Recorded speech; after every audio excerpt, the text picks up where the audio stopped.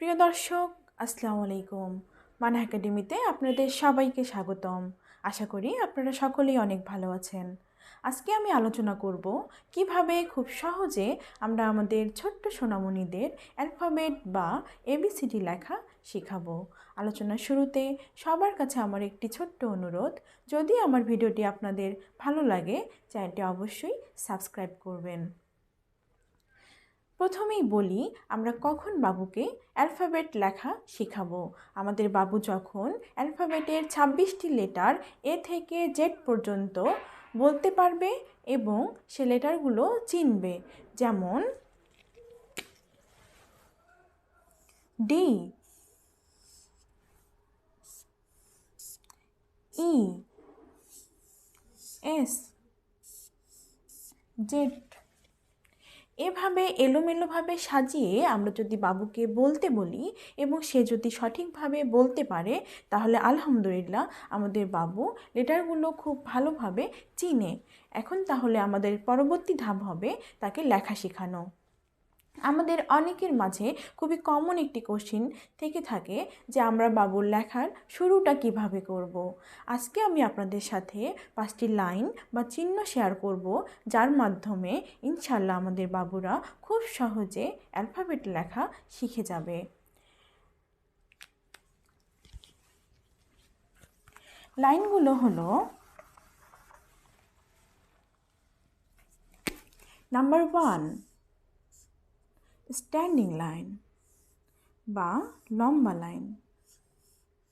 Number 2, sleeping line বা সমান line. Number 3, slanting line, right slanting line, left slanting line. এবং দুটি line পাশাপাশি দিয়েও আমরা বাবুকে প্র্যাকটিস করাবো। নাম্বার 4, সার্কেল বা গোলাকার। Number 5, curve, right curve, left curve, up curve. Curve চিহ্নগুলো একটু অর্ধগোলাকার।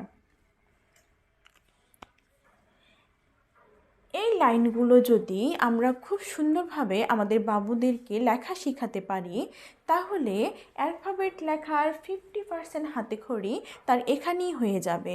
শুধু অ্যালফাবেট নয়, এই লাইনগুলো যদি ভালোভাবে আমাদের বাবুদের লেখা শেখানো থাকে, তাহলে নাম্বার এবং সংখ্যা লিখতেও তাদের অনেক সুবিধা হবে। নাম্বার এবং সংখ্যা এই লাইনগুলো দিয়ে কিভাবে লিখতে হয় তার ভিডিও আমার চ্যানেলে দেওয়া আছে, আপনারা চাইলে তা দেখে নিতে পারেন। এখন তাহলে আমরা এই লাইনগুলো ব্যবহার করে অ্যালফাবেট লেখা শিখি। প্রথমেই এ লিখতে আমাদের 3 নাম্বার এই স্ল্যান্টিং লাইনটি ব্যবহার হচ্ছে এবং মাঝখানে একটি স্লিপিং লাইন। বি লিখতে প্রথমে একটি স্ট্যান্ডিং লাইন এবং পরে এই কার্ভ চিহ্নটি 2 বার ব্যবহার হচ্ছে। সি লিখতে প্রথমে একটি ছোট স্ট্যান্ডিং লাইন এবং এই কার্ভ চিহ্নটি সরাসরি ব্যবহার হচ্ছে। ডি লিখতে প্রথমে একটি স্ট্যান্ডিং লাইন এবং এই কার্ভ চিহ্নটি ব্যবহার হচ্ছে। ই লিখতে প্রথমে একটি স্ট্যান্ডিং লাইন এবং 3টি স্লিপিং লাইন। প্রথম এবং শেষের লাইনটি সমান হবে এবং মাঝখানের লাইনটি একটু ছোট হবে। এফ লিখতে প্রথমে একটি স্ট্যান্ডিং লাইন এবং 2টি স্লিপিং লাইন। যদি আমাদের বাবুরা ই লেখা শিখে যায়, তাহলে এফ লেখাটি তার জন্য খুবই সহজ হবে। জি লিখতে আমাদের, যদি বাবুদের সি লেখা শিখে যায়, তাহলে জি লেখাটিও তার জন্য অনেক সহজ হবে। এস লিখতে 2টি স্ট্যান্ডিং লাইন পাশাপাশি এবং মাঝখানে একটি স্লিপিং লাইন। আই লিখতে আমাদের স্ট্যান্ডিং লাইন ব্যবহার হচ্ছে। জে লিখতে প্রথমে একটি স্লিপিং লাইন এবং মাঝখানে একটি স্ট্যান্ডিং লাইন এবং নিচে ছাতার মতো একটু বেঁকে যাবে। কে লিখতে প্রথমে স্ট্যান্ডিং লাইন এবং মাঝখানে এই স্ল্যান্টিং লাইনটি ব্যবহার হচ্ছে। এল লিখতে প্রথমে একটি স্ট্যান্ডিং লাইন এবং শেষে একটি স্লিপিং লাইন। আশা করি আপনারা এই পর্যন্ত বুঝতে পেরেছেন এই লাইনগুলো ব্যবহার করে এ থেকে এল পর্যন্ত আমি কিভাবে লিখেছি। এখানে একটি কথা বলি, আমি এখানে বারবার এই লাইনগুলোর একজ্যাক্ট যে নাম সেই নামটি ব্যবহার করতেছি, কিন্তু standing line, sleeping line, slanting line একটি ছোট বাবুর ক্ষেত্রে এই নামগুলো বলা এবং মনে রাখা দুটি অনেক কঠিন হবে। তাই আমরা চেষ্টা করব আমাদের মতো সহজভাবে সহজ কিছু নাম দিয়ে এই লাইনগুলো বাবুদেরকে শেখাতে। যেমন আমি যখন আমার বাবুকে এই লাইনগুলো শিখিয়েছিলাম তখন তাকে আমি স্ট্যান্ডিং লাইনের বদলে বলেছিলাম লম্বা লাইন, স্লিপিং লাইনের বদলে সমান লাইন এবং স্ল্যান্টিং লাইন বা একটু বাঁকা লাইন, সার্কেল বা গোল বা বলের মতো গোল এবং কার্ভ লাইনগুলো অর্ধেক গোল। এভাবে আমি আমার বাবুকে শিখিয়েছিলাম। আপনারা অবশ্যই চেষ্টা করবেন আরও কিছু সহজ নাম দিয়ে এই লাইনগুলো লেখা বাবুকে শেখাতে। এখন তাহলে আমরা পরবর্তী লেটারগুলোতে চলে যাই। এল, এম। এম লিখতে আমাদের প্রথমে স্ট্যান্ডিং লাইন এবং মাঝখানে এই লাইনটি ব্যবহার হচ্ছে, তাই এই লাইনটি অবশ্যই আমরা বাবুকে খুব সুন্দরভাবে লেখা শেখাবো। এন লিখতে আমাদের প্রথমে স্ট্যান্ডিং লাইন এবং কয়েকটি স্ল্যান্টিং লাইন এবং উপরে আবার একটি স্ট্যান্ডিং লাইন। ও লিখতে আমাদের সরাসরি সার্কেল বা গোলাকার এই চিহ্নটি ব্যবহার হচ্ছে। পি লিখতে আমাদের প্রথমে স্ট্যান্ডিং লাইন এবং পরে একটি কার্ভ চিহ্ন, এই চিহ্নটি। কিউ লিখতে আমাদের বাবুরা যদি গোলাকার পারে লিখতে তাহলে কিউ লিখতে পারবে। আর লিখতে আমাদের যদি আমাদের বাবুরা পি লেখা শিখে যায় তাহলে আর লেখাটিও তার জন্য খুবই সহজ হবে। এস, অ্যালফাবেট লেখার ক্ষেত্রে এস লিখতেই আমাদের বাবুদের বেশি কষ্ট হয়। তাই এস লেখার সময় এই দুটি লাইন যদি আমাদের বাবুদের প্র্যাকটিস করা থাকে তাহলে প্রথমে এই লাইনটি এবং পরে এই লাইনটি দিয়ে আমরা এস লিখতে পারি।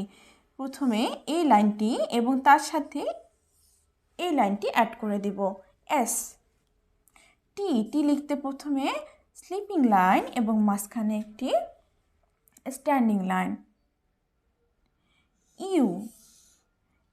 ইউ লিখতে সরাসরি আমাদের এই চিহ্নটিই ব্যবহার হচ্ছে।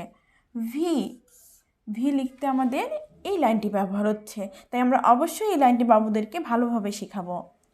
ডব্লিউ লিখতে আমাদের এই লাইনটি ব্যবহার হচ্ছে। যদি আমাদের বাবুদের এই লাইনটি প্র্যাকটিস করা থাকে তাহলে ডব্লিউ লেখাও তার জন্য অনেক ইজি হবে। এক্স লিখতে আমাদের স্ল্যান্টিং লাইন ব্যবহার হচ্ছে। ওয়াই লিখতে প্রথমে একটি ছোট্ট ভি এবং নিচে একটি স্ট্যান্ডিং লাইন। যদি আমাদের বাবুরা ভি লিখতে পারে তাহলে ওয়াই লেখাটা তার জন্য খুবই সহজ হয়ে যাবে। এবং সবশেষে জেড। আশা করি এই লাইনগুলো ব্যবহার করে আমি এ থেকে জেড পর্যন্ত কিভাবে লিখেছি আপনাদেরকে তা আমি বোঝাতে পেরেছি। এখন একটি কথা বলি, আমরা যখন বাবুদেরকে লেখা শেখাবো অবশ্যই প্রথমে আমরা একটি বা দুটি লেটার দিয়ে শুরু করব। যখন আমাদের বাবুর এ এবং বি লেখা শিখে যাবে তখন আমরা পরবর্তী সি লেখা শুরু করব এবং এই দুটি লেটার প্র্যাকটিসে লাগবো। এভাবে আমরা ধাপে ধাপে এগিয়ে যাব এবং ইনশাল্লাহ আমাদের বাবু শেষ পর্যন্ত লেখা সুন্দরভাবে শিখে যাবে। এখন তাহলে আমি অ্যালফাবেটের সঠিক উচ্চারণ একবার বলি।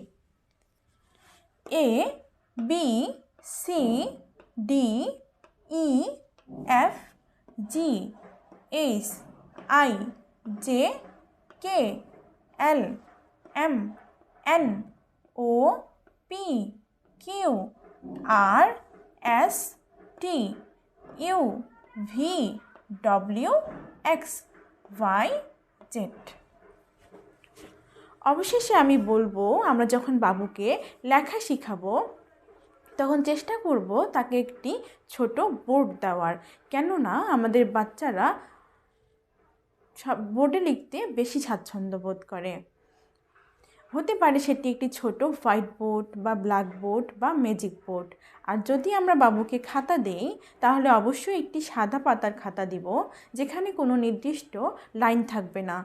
তাদের ইচ্ছে মতো ছোট বড় আঁকা বাঁকা এলোমেলো লিখতে পারবে এবং তা খুব সহজে মেশাতে পারবে। আজকের আলোচনাটি আমার এই পর্যন্তই ছিল। ভিডিওটি শেষ পর্যন্ত দেখার জন্য অসংখ্য ধন্যবাদ। আর যদি আমার ভিডিওটি আপনাদের ভালো লাগে অবশ্যই একটি লাইক বা কমেন্ট করবেন। আসসালামু আলাইকুম।